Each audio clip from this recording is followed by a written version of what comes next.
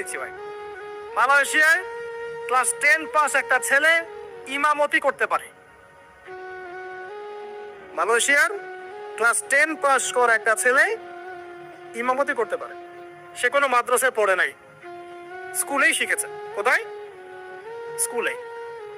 Malaysia পিছিয়ে গেছে, অর্থনীতিতে পিছিয়ে গেছে, ওয়ার্ল্ড অ্যাফেয়ার্সে পিছিয়ে গেছে, জিওপলিটিক্সে পিছিয়ে গেছে, ওর জিডিপি কমে গেছে।